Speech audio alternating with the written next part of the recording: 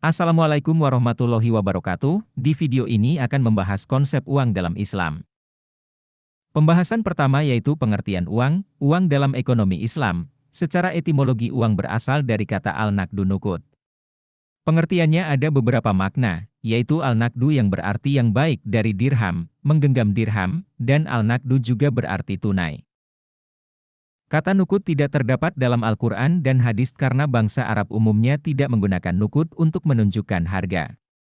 Mereka menggunakan kata dinar untuk menunjukkan mata uang yang terbuat dari emas dan kata dirham untuk menunjukkan alat tukar yang terbuat dari perak. Sedangkan dalam ekonomi konvensional, uang bermakna sebagai alat tukar dan uang sebagai sebuah capital, yaitu jika kita memiliki sejumlah uang, maka kita dapat memperoleh lebih banyak keuntungan karena uang berfungsi sebagai sebuah tempat penyimpanan nilai yang dimana akan terus berkembang menjadi sebuah money of demand for speculation yang berarti uang sebagai salah satu alat komoditi yang dimiliki negara yaitu alat komoditi perdagangan. Lalu pembahasan kedua yaitu kriteria dan fungsi uang. Pada kriteria uang, benda yang disepakati untuk menjadi uang harus memiliki karakteristik yang khas, sehingga dapat berfungsi sebagai alat untuk mendorong transaksi perdagangan.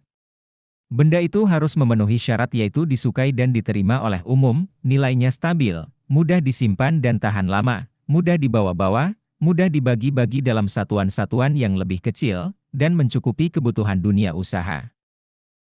Lalu pada fungsi uang, ada beberapa fungsi uang dalam perekonomian yaitu sebagai alat tukar perdagangan, sebagai satuan hitung, sebagai alat penyimpan nilai, dan sebagai standar pembayaran yang ditangguhkan.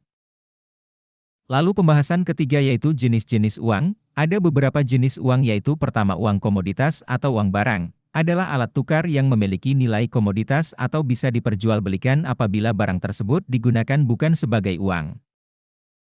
Masyarakat primitif memilih salah satu barang komoditas yang ada untuk digunakan sebagai media dalam pertukaran.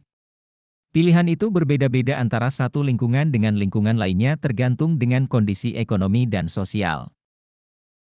Kedua, uang logam. Penggunaan uang logam merupakan fase kemajuan dalam sejarah uang. Orang-orang pada awal penggunaan logam sebagai uang, mereka gunakan atas dasar timbangan. Ketiga, uang kertas. Ada beberapa kelebihan penggunaan uang kertas dalam perekonomian, di antaranya mudah dibawa, biaya penerbitan lebih kecil ketimbang uang logam, dan dapat dipecah dalam jumlah berapapun.